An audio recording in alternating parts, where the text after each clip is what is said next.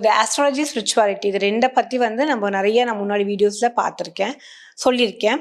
So இந்த spirituality and astrology வந்து ரெண்டு பேருமே கன்ஃபியூஸ் பண்ணிக்கிறாங்க. அதாவது ஜோதிடமும் ஆன்மீகமும் வந்து ஒன்று அப்படிங்கிற மாதிரி. ஆனால் ரெண்டுமே வேறு வேறு தான். ஜோதிடம் வேறு, ஆன்மீகம் வேறு. ஆனால் ரெண்டையும் பிரிக்க முடியாது உங்களால்.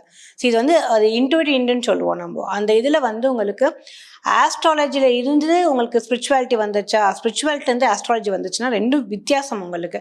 ஆனால் ரெண்டும் ஏதோ ஒரு வகையில் கனெக்டிவிட்டி இருக்குது.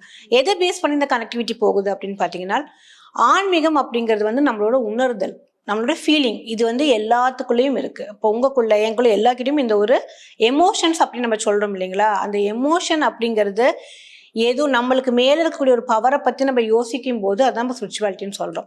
இதே நம்ம வந்து இறைவன், கடவுள், நம்ம வந்து நம்மளோட ரிலீஜனுக்கு தகுந்த மாதிரி ஒரு பெயர்களும் நம்பிக்கையின் அடிப்படையில் நம்ம ஒரு சாமிகள் பெயர்கள் நம்ம சொல்லிக்கிறோம்.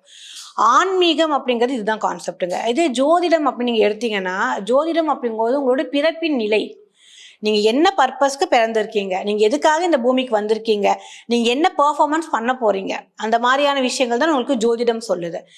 இந்த ஜோதிடம் சொல்லும்போது எந்த இடத்துலையுமே உங்களுக்கு ப்ளஸ் அண்ட் மைனஸ் இருக்கும். நீங்கள் எந்த விஷயம் எடுத்தாலும் சரி, நெகட்டிவ் இல்லாமல் எந்த அவுட்புட்டையும் எடுத்துடவே முடியாது எந்த இடத்துலையும்.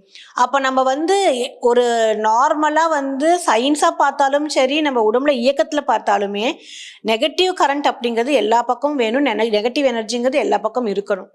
அப்போ இந்த ஜோதிடத்தில் இந்த ஆன்மீகங்கிற சப்ஜெக்ட் வந்துட்டு பாசிட்டிவிட்டியை ஜாஸ்தி பண்ணுதுங்க, ரைட்டுங்களா? அந்த ஒரு வகையில் ஸ்பிரிச்சுவாலிட்டியும் இந்த ஆஸ்ட்ராலஜியும் நம்ம கனெக்ட் பண்ணிக்கிறோம்.